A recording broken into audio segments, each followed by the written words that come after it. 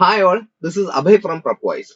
Plus ടുവിന് ശേഷം ഇന്ത്യയിൽ ഏറ്റവും മികച്ച ക്യാമ്പസുകളിൽ അഡ്മിഷൻ സെക്യൂർ ചെയ്യുന്നതിനായിട്ട് 2024 CUET, UG, IPMAT, JIPMAT അതുപോലെ NCET തുടങ്ങിയ എൻട്രൻസ് എക്സാമുകൾക്ക് തയ്യാറെടുക്കുന്നവർക്കായി പ്രപ്വൈസ് സംഘടിപ്പിക്കുന്ന ഫ്രീ ഓൺലൈൻ വർക്ക്ഷോപ്പ്. കൂടുതൽ വിവരങ്ങൾക്കായി താഴെ കൊടുത്തിരിക്കുന്ന ഡിസ്ക്രിപ്ഷൻ ചെക്ക് ചെയ്യുക. ഡിസ്ക്രിപ്ഷനിൽ കൊടുത്തിരിക്കുന്ന ഫോം ഫില്ല് ചെയ്ത് എത്രയും പെട്ടെന്ന് രജിസ്റ്റർ ചെയ്യുക. 21st question. Threatened animals and plants are taken out from their natural habitat and placed in special settings. Protected and given special care is. Okay. അപ്പോൾ ഞാൻ ആൻസറിലേക്ക് കടക്കാം. ശരി, ഓപ്ഷൻ 2 ആണ്. അപ്പോ ഒരു ആനിമൽസിനെ നമ്മൾ എന്ത് ചെയ്യും, അതിന്റെ ഹാബിറ്ററ്റിൽ നിന്ന് എടുത്തിട്ട് ഒരു പ്രൊട്ടക്റ്റഡ് എൻവയോൺമെന്റിൽ വളർത്തുന്നതാണ് എക്സൈറ്റീവ് കൺസർവേഷൻ. അതായത് അതിന്റെ സൈറ്റിൽ നിന്നും വേറൊരു സൈറ്റിൽ എക്സിറ്റീവ് കൺസർവേഷൻ. അതായത് പിന്നെ അതിന്റെ സൈറ്റിൽ തന്നെ നമ്മൾ കൺസർവ് ചെയ്യുന്ന ഇൻസിറ്റീവ് കൺസർവേഷൻ എന്ന് പറയും. Okay, answer ex situ conservation. ഇപ്പോ ക്വസ്റ്റ്യൻ നമ്പർ 22 നമ്മൾ ലിസ്റ്റ് മാച്ച് ചെയ്യാനാണ്. എല്ലാവരും ലിസ്റ്റ് മാച്ച് ചെയ്ത് വെക്കുക, പോസ് ചെയ്ത് മാച്ച് ചെയ്ത് വെക്കുക. ഇപ്പൊ തന്നെ മാച്ച് ചെയ്ത് വെച്ചോ. ഞാൻ ആൻസറിലേക്ക് കിടക്കാം. ഓപ്ഷൻ 3 ആണ് ആൻസർ വരുന്നത്. ഓക്കെ, അപ്പൊ സാൽമണല്ല ടൈഫോയിഡ് ആണ്, നമ്മൾ പഠിച്ചിട്ടുണ്ട്. പിന്നെ റൈനോ വൈറസ് കോമൺ കോൾഡ് ആണ്. ഇതൊക്കെ കോസിംഗ് ആയിട്ടുള്ള ഡിസീസ് കോസിംഗ് ഏജൻസ് ആണ്. ഡിസീസ് കോസിംഗ് ഏജൻസ് അല്ല, ഡിസീസ് കോസിംഗ് ബാക്ടീരിയാസും ഡിസീസ് കോസിംഗ് പാത്തോജൻസ് ആണ് എന്ത് ഈ ലിസ്റ്റ് എയിൽ കൊടുത്തിട്ടുള്ളത്. സ്ട്രെപ്റ്റോകോക്കസ് ന്യൂമോണിയ, അത് ന്യൂമോണിയ കോസ് ചെയ്യുന്ന ഇതാണ്, പാത്തജൻ ആണ്. പിന്നെ plasmodium vivax malarial parasite, malaria cause ചെയ്യുന്ന ഇതാണ്, ഓർഗാൻസ് ആണ് പ്ലാസ്മോഡിയം വൈവാക്സ്. അപ്പോൾ ഞാൻ അടുത്ത ക്വസ്റ്റ്യനിലേക്ക് പോകും. അപ്പൊ ഇതൊക്കെ നമ്മൾ ബേസിക് ആയിട്ട് അറിഞ്ഞിരിക്കുന്ന കാര്യങ്ങളാണ്. അപ്പൊ ഇതിൽ കൂടുതൽ പഠിപ്പിക്കാനുള്ള ഇതിലില്ല. ഓക്കെ, അപ്പൊ ഞാൻ അടുത്ത ക്വസ്റ്റ്യനിലേക്ക് പോകാം. 23rd question. എല്ലാവരും ക്വസ്റ്റ്യൻ വായിക്കുന്നില്ലേ? ഞാൻ അപ്പൊ ആൻസറിലേക്ക് പോകുന്നതാണ്. ഓക്കെ, ഓപ്ഷൻ 2 ആണ് ആൻസർ. ഓക്കെ, അപ്പൊ ഇത് ഇൻകറക്റ്റ് സ്റ്റേറ്റ്മെന്റ് എടുക്കാനല്ല പറഞ്ഞിരിക്കുന്നത്, മനസ്സിലാക്കാനല്ല പറഞ്ഞിരിക്കുന്നത്. അപ്പോ ഇതിൽ methane carbon dioxide gas greenhouse ആണ്. അപ്പൊ ഗ്രീൻ ഹൗസ് ഗ്യാസ് ഏതൊക്കെയാണ്? മീഥേൻ ഗ്രീൻ ഹൗസ് ഗ്യാസ് ആണ്. ഓക്കെ, കാർബൺ ഡൈ ഓക്സൈഡും ഗ്രീൻ ഹൗസ് ഗ്യാസിൽ ഉൾപ്പെടുത്താം. പിന്നെ നമുക്ക് ഓസോണിനെ ഗ്രീൻ ഹൗസ് ഗ്യാസിൽ ഉൾപ്പെടുത്താം. അതുപോലെ CFC ക്ലോറോ ഫ്ലൂറോ കാർബൺസിനെ ഗ്രീൻ ഹൗസ് ഗ്യാസിൽ പെടുത്താം. പിന്നെ water vapours greenhouse gas പെടും. ഓക്കെ, പിന്നെ അപ്പോൾ കാർബൺ ഡയോക്സൈഡും ഇതും ഗ്രീൻ ഹൗസ് ഗ്യാസ് ആണ്. പിന്നെ Montreal protocol is associated with the control of emission of ozone depleting substance. അത് കറക്റ്റ് ആണ്.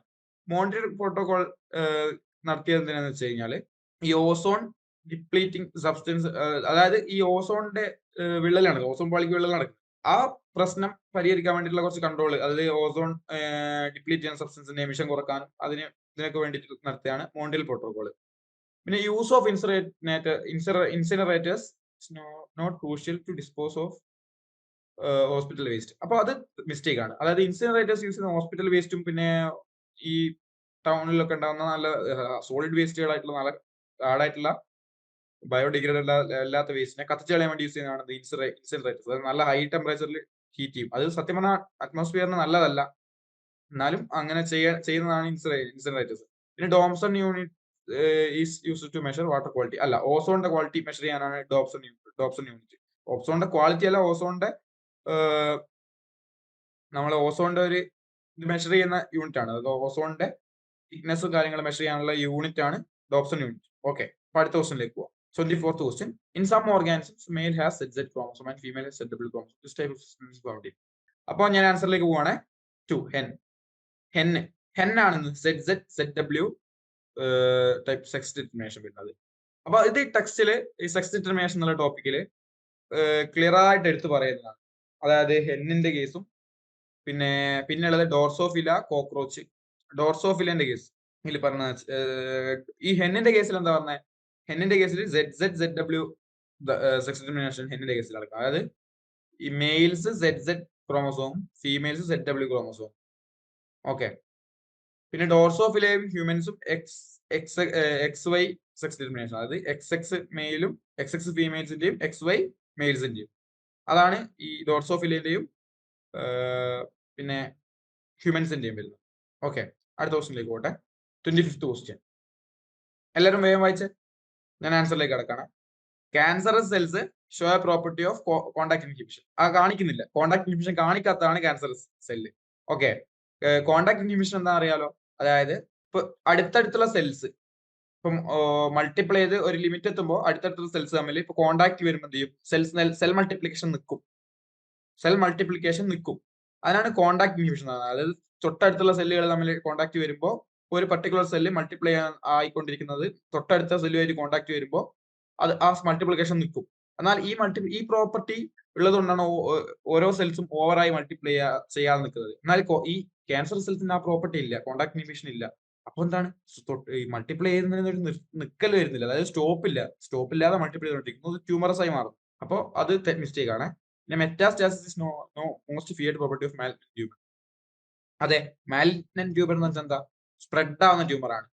അതായത് ഒരു പോർഷനിൽ സ്റ്റാർട്ട് ചെയ്ത് കഴിഞ്ഞാൽ എൻ്റെ ബോഡിയിലേക്ക് സ്പ്രെഡ് ആവും. അപ്പൊ മെറ്റാസ്റ്റാസിസ് എന്ന് പറയുന്നത് അതാണ്, സ്പ്രെഡിങ് ആണ്. അതായത് cancer cell contact inhibition property മറിച്ച് ക്യാൻസർ സെല്ല് എല്ലായിടത്തേക്കും സ്പ്രെഡ് ആവുന്നതിനാണ് മെറ്റാസ്റ്റാസിസ് എന്ന് പറയുന്നത്. പിന്നെ malignant tumour cell invade and damage the surrounding tissue. അത് കറക്റ്റ് ആണല്ലേ? അത് സറൗണ്ടിങ് ടിഷ്യൂ ഒക്കെ ഡാമേജ് ചെയ്യുന്നുണ്ട്. അപ്പൊ അത് കറക്റ്റ് ആണ്. പിന്നെ malignant tumour cells grow slowly, അത് മിസ്റ്റേക്ക് ആണ്. കാരണം മാലിഗ്നന്റ് ട്യൂമർ സെൽസ് നല്ല ഫാസ്റ്റ് ആയിട്ട് തന്നെ ഗ്രോ ചെയ്യും. ഓക്കെ, അപ്പൊ ഓപ്ഷൻസ് 3 ആണ്. 25th question. ഓക്കെ, അടുത്ത ക്വസ്റ്റ്യനിലേക്ക് പോകും. 26th question. ഇത് PCR പോളിമറൈസ് ചെയിൻ റിയാക്ഷന്റെ വെച്ചിട്ടുള്ള ക്വസ്റ്റ്യൻ ആണ്. ഓക്കെ, അപ്പോ നിങ്ങൾ എല്ലാവരും ഒന്ന് ക്വസ്റ്റ്യൻ വേഗം വായിച്ച് ആൻസറിലേക്ക് ചെയ്യാൻ നോക്കുക. ഇനിയിപ്പോ ഇത് PCR അറിയാത്തതാണെങ്കിൽ വേഗം ടെക്സ്റ്റിലേക്ക് വിട്ടോളൂ. PCR ബയോടെക്നോളജിയിൽ PCR ഉണ്ട്, അതൊന്ന് പഠിച്ചതിന് ശേഷം ചെയ്യാൻ നോക്കുക. നമ്മൾ ടോപ്പിക്ക് പഠിക്കുക, അതാണല്ലോ ഇമ്പോർട്ടൻറ്റ്. അപ്പൊ ഞാൻ നിങ്ങൾക്ക് ഈ ടോപ്പിക്ക് പഠിപ്പിച്ചു തരും. ഓക്കെ, ഈ കഴിയുന്ന രീതിയിൽ പഠിപ്പിച്ചു തരാൻ ശ്രമിക്കാം. അതായത് ഇപ്പൊ ടെക്നിക്കലായിട്ട് കുറച്ച് പ്രശ്നങ്ങൾ ഉള്ളതുകൊണ്ടാണ് ഇപ്പോ ഈ ക്വസ്റ്റ്യൻ ഡിസ്കഷൻ ആണല്ലോ, ഒരു മെയിൻ ക്ലാസ് വരുന്നില്ല. അപ്പൊ അതുകൊണ്ട് ഞാൻ ആൻസറിലേക്ക് ജസ്റ്റ് നിങ്ങൾക്ക് പറഞ്ഞ് മനസ്സിലാക്കി തരാൻ ശ്രമിക്കാം. ഓക്കെ, അപ്പൊ ആൻസറിലേക്ക് കിടക്കാം അല്ലെ. ഓപ്ഷൻ 4 ആണ് വരുന്നത്. Option 4 first B decide. അപ്പൊ PCR എന്താണ്? PCR എന്താണ്? PCR എന്ന് വെച്ചാൽ കഴിഞ്ഞാൽ നമ്മളിപ്പോ ഒരു ഈ ബയോടെക്നോളജിയിൽ നമ്മളൊരു ഡിസൈഡ് ഒരു ഓർഗാനിസത്തിൽ നിന്ന് എടുത്ത ഒരു ജീന് വേറെ ഓർഗാനിസത്തിലേക്ക് ഇഞ്ചെക്ട് ചെയ്യണമല്ലോ. അപ്പൊ അങ്ങനെ ചെയ്യുന്നതിന് മുന്നേ നമുക്ക് ഒരു ജീൻ ഓഫ് ഇൻട്രസ്റ്റ് എടുത്തു കഴിഞ്ഞാൽ അതിന്റെ ഒരു മൾട്ടിപ്പിൾ കോപ്പീസ് നമുക്ക് ആവശ്യമുണ്ട്. കാരണം എന്താ? ഈ കൾച്ചർ നടത്തുമ്പോൾ ഒരു ഹ്യൂജ് ഇതിലാണ് നമ്മൾ ജനറ്റിക് എഞ്ചിനീയറിംഗ് നടത്തുക. അപ്പോ നമുക്ക് കുറേ ഇപ്പോ ഇഷ്ടംപോലെ ഇത് ചെയ്യേണ്ടി വരും. അതായത് ജനറ്റിക് എഞ്ചിനീയറിംഗിൽ ഇപ്പൊ നമ്മൾ എക്സാമ്പിൾ ഞാൻ പറഞ്ഞത്, ഇപ്പോ ഒരു ബാക്ടീരിയയിൽ നിന്ന് ഒരു ജീൻ എടുത്തു, എന്നാൽ ആ ജീൻ ഓഫ് ഇൻട്രസ്റ്റ് ഒരു 10, 20, 30 ജീവികളിലേക്ക് ഇഞ്ചെക്ട് ചെയ്യേണ്ടതുണ്ട്. എന്നാൽ ഒരൊറ്റൊരു ജീൻ ഓഫ് ഇൻട്രസ്റ്റിൽ നമുക്ക് കിട്ടിയത് ഒറ്റൊരു ജീൻ ഓഫ് ഇൻട്രസ്റ്റ് ഉണ്ട്. അപ്പൊ അതിനെ മൾട്ടിപ്ലൈ ചെയ്തിട്ട് വേണം നമുക്ക് ഓരോ ജീവിയിലേക്ക് ഇഞ്ചെക്ട് ചെയ്യാം. അപ്പൊ അതിന് വേണ്ടി എന്ത് ചെയ്യണം? നമ്മൾ ഇതിനെ ഇഷ്ടംപോലെ കോപ്പീസ് ഉണ്ടാക്കണം. അതിന് വേണ്ടിയിട്ടുള്ള ഒരു പ്രോസസ് ആണ് PCR എന്ന് പറയുന്നത്. അപ്പൊ നമ്മൾ എന്ത് ചെയ്യും? നമുക്ക് ആവശ്യമുള്ള ഈ പ്ലാസ്മിഡ്, അതായത് ഈ ഡിസൈഡ് ജീന് ഇഞ്ചെക്ട് ചെയ്ത് വെച്ചിട്ടുള്ള ഒരു സർക്കുലർ DNA ആണ് പ്ലാസ്മിഡ്. അപ്പൊ പ്ലാസ്മിഡ് എന്ത് ചെയ്യും? മൾട്ടിപ്ലൈ ചെയ്ത് ഇഷ്ടംപോലെ കോപ്പീസ് ആക്കാനുള്ള ഒരു മെത്തഡാണ് PCR. സോറി. അപ്പൊ നമ്മൾ എന്ത് ചെയ്യും? PCRന്റെ പ്രോസസ് കിടക്കാം. ഫസ്റ്റ് എന്താണ് PCRന്റെ പ്രോസസ്? ഫസ്റ്റ് പ്രോസസ് ആണ് ഡീനാച്ചുറേഷൻ. അതാണ് ഫസ്റ്റ് കൊടുത്തിട്ടുള്ളത്. ഇതാ. പിന്നെ സെക്കൻഡ് പ്രോസസ് ആണ് denaturation annealing. Okay, denaturation annealing, അതാണ് സെക്കൻഡ് പ്രോസസ് വരുന്നത്. സോറി, സെക്കൻഡ് പ്രോസസ് അനീലിംഗ് അല്ല, ഫസ്റ്റ് പ്രോസസ് ഡീനാച്ചുറേഷൻ. നമ്മൾ ഇത് സെപ്പറേറ്റ് ചെയ്തു, അതായത് DNA രണ്ട് സ്ട്രാൻഡ്സ് തമ്മിൽ സെപ്പറേറ്റ് ചെയ്തു. സെക്കൻഡ് പ്രോസസ് എക്സ്റ്റൻഷൻ, അതായത് സെപ്പറേറ്റ് ചെയ്ത DNA നമ്മൾ ഒലിഗോന്യൂക്ലിയോടൈഡ്സ് അറ്റാച്ച് ആയിട്ട്, അതായത് കെമിക്കലി പ്രിപ്പയർ ചെയ്തിട്ടുള്ള ഒരു ന്യൂക്ലിയോടൈഡുകൾ അത് അറ്റാച്ച് ചെയ്തിട്ട് അത് അറ്റാച്ച് ചെയ്തല്ല, അത് എക്സ്റ്റെൻഡ് ചെയ്യും. ഓൾറെഡി അതായത് ഡീനാച്ചുറേഷൻ പറയുമ്പോൾ അത് നമ്മൾ ഇത് നമ്മൾ ഡീനാച്ചുറേറ്റ് ചെയ്ത് ഡീനാച്ചുറേഷൻ എന്ന് പറയുമ്പോൾ ഈ ഡബിൾ സ്ട്രാൻഡ് DNA നമ്മൾ സെപ്പറേറ്റ് ചെയ്ത് രണ്ട് സിംഗിൾസ് ഉണ്ടാക്കിയിട്ട് അതിൽ ഒളിഗോന്യൂക്ലിയോടൈഡ്സ്, അതായത് 8 ന്യൂക്ലിയോസൈഡ്സ് വരുന്ന ന്യൂക്ലിയോടൈഡ്, അതാണ് ഒളിഗോന്യൂക്ലിയോടൈഡ്. അപ്പൊ അതിനെ ഓരോ പോർഷനിലായിട്ട് അറ്റാച്ച് ചെയ്ത് വെക്കും. അതാണ് ഡീനാച്ചുറേഷനിൽ വരുന്ന സ്റ്റെപ്പ്. അത് കഴിഞ്ഞാൽ എക്സ്റ്റൻഷനിൽ വരുന്നതാണ് ഇവ നമ്മള് ആവശ്യമുള്ള DNA പോളിമറൈസ് എൻസൈം ഒക്കെ യൂസ് ചെയ്തിട്ട് വെച്ച് കൊടുക്കുമ്പോൾ അത് എക്സ്റ്റെൻഡ് ആവും. അതായത് അവിടെയുള്ള എല്ലാ ന്യൂക്ലിയോടൈഡ്സും കൂടി അറ്റാച്ച് ആയിട്ട് എക്സ്റ്റെൻഡ് ആവാൻ തുടങ്ങും. അപ്പോൾ ഇവിടെ എന്താണ് ആദ്യം ഉണ്ടായിരുന്ന ഈ രണ്ട് സ്ട്രാൻഡിൽ നിന്നും പുതിയ രണ്ട് ഡി എൻ എ മാറി. ഓക്കെ, ഇതുപോലെ കുറെ സൈക്കിൾ നടക്കുമ്പോൾ billions of D N S നമുക്ക് ഉണ്ടാക്കിയെടുക്കാം. ഓക്കെ, ഇവിടെ എന്താ അവിടുത്തെ decide D N A fragments are denatured. അതിനുശേഷം സംഭവിക്കുന്നു ഒളിഗോന്യൂക്ലിയോടൈഡ് ആഡ് ചെയ്യുന്നു. പിന്നെ D N A polymerase is use to extend the primers using oligonucleotide. Polymerase അതാണ് എക്സ്റ്റെൻഷൻ വരുന്നത്, എക്സ്റ്റെൻഡ് ചെയ്യുന്നു.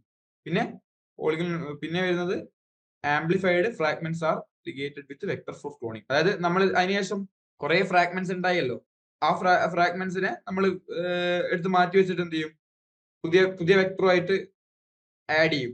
എന്നാലാണ് നമുക്ക് വേറൊരു ഓർഗാൻസിലേക്ക് ഇൻജെക്ട് ചെയ്യാൻ പറ്റുള്ളൂ. ഓക്കെ, അപ്പൊ നമ്മൾ അടുത്ത ക്വസ്റ്റ്യനിലേക്ക് പോകും. The puffed up appearance of dough is due to the production of the puffed up appearance of dough is used to the production of dough എന്ന് പറഞ്ഞാൽ മാവാണ് കേട്ടോ. അപ്പോ അതിനുള്ള ഈ പഫ്ഡ് അപ്പ് അപ്പിയറൻസ് ഇങ്ങനെ പൊന്തി നിൽക്കുക, അതായത് ഈ ബണ്ണിലൊക്കെ ഉണ്ടാകുന്നില്ലേ ഇങ്ങനെ നല്ല വീർത്ത് നിൽക്കുന്നത്. അപ്പൊ അതിന്റെ കാരണം എന്താണ്, ഈ മാവ് ഉണ്ടാക്കുമ്പോൾ അതിൽ നമ്മള് മാവ് ഉണ്ടാക്കുന്ന സമയം എന്ത് ചെയ്യും, പഫ്ഡ് അപ്പ് അപ്പിയറൻസ് ഈ bacterias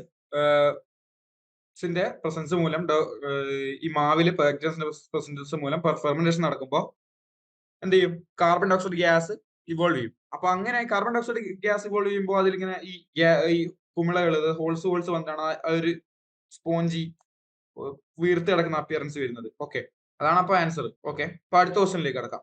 inbreeding is carried out in animal husbandry because it. Okay, question എല്ലാം വായിച്ചില്ലേ, അപ്പൊ ഞാൻ ആൻസറിലേക്ക് പോവാണ്. Increase homozygosity. Okay, inbreeding is carried out in animal husbandry because it increase homozygosity. അപ്പൊ ഹോമോസൈഗോസിറ്റി എന്ന് പറഞ്ഞാൽ എന്താ, അതായത് അലീൽസ്, സിമിലർ അലീൽസ് ഒരുമിച്ച് വരുന്നതിനാണ് ഹോമോസൈഗസ് കണ്ടീഷൻ എന്ന് പറയുന്നത്. അപ്പൊ ഇൻബ്രീഡിങ് നടക്കുമ്പോൾ ഹോമോസൈഗോസിറ്റി കൂടും, അതായത് ഹോമോസൈഗസ് കണ്ടീഷൻസ് കൂടും. അതായത് ഇപ്പോ ക്യാപിറ്റൽ ബി ഒരുമിച്ച് വരും, സ്മോൾ ബി ഒരുമിച്ച് വരും. അപ്പൊ ആ കണ്ടീഷൻ നിലനിൽക്കുക, അതായത് ഇൻബ്രീഡിങ് നടക്കുമ്പോഴാണ്. ഇൻബ്രീഡിങ് മീൻസ് ഈ റിലേഷൻ, അതായത് ഒരു 4 to 6 ജനറേഷന്റെ ഉള്ളിൽ വരുന്ന, അതായത് ഇപ്പോ ഒരു കോമൺ ആൻസിസ്റ്റർ 4 to 6 ജനറേഷനുള്ള ഒരു കോമൺ ആൻസിസ്റ്റർ ഉണ്ടാവും. അതായത് ഇപ്പോ അച്ഛന്റെ അച്ഛൻ, അപ്പൊ രണ്ടുപേരുടെ ഫോർത്ത് ആൻസിസ്റ്റർ കോമൺ ആയിരിക്കും. മനസ്സിലായില്ലേ? ഫോർത്ത് ആൻസിസ്റ്റർ ഇല്ല, അപ്പൊ തേർഡോ അങ്ങനെ അറ്റ്ലീസ്റ്റ് ഫോർത്തിന്റെ ഉള്ളിൽ വരെ കോമൺ ആൻസിസ്റ്റർ ഉള്ള അവര് തമ്മിൽ സെക്ഷൽ റിലേഷനിൽ ഏർപ്പെടുമ്പോൾ, അതായത് മേറ്റിംഗ് നടക്കുന്നിട്ട് കുട്ടികൾ ഉണ്ടാകുമ്പോഴാണ് എന്തെന്ന് ഇൻബ്രീഡിംഗ് എന്ന് പറയുന്നത്. ഓക്കെ, അപ്പൊ അടുത്ത ക്വസ്റ്റ്യനിലേക്ക് കിടക്കാം. Which forest also known as lengths of the plant. Okay, which forest also known as the lengths of the plant earth. അപ്പൊ ആൻസറിലേക്ക് കിടക്കട്ടെ. ഇത് എല്ലാവർക്കും അറിയുന്ന ക്വസ്റ്റ്യൻ ആണ്, എല്ലാവർക്കും അറിയുന്ന ക്വസ്റ്റ്യൻ അല്ലേ. ഞാൻ ആൻസറിലേക്ക് കിടക്കാം. Lengths of the plant earth എന്താണ്?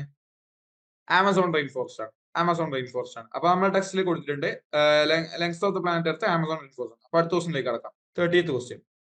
എല്ലാവരും വേഗം വായിച്ച് ഞാൻ ആൻസറിലേക്ക് കടക്കാണേ.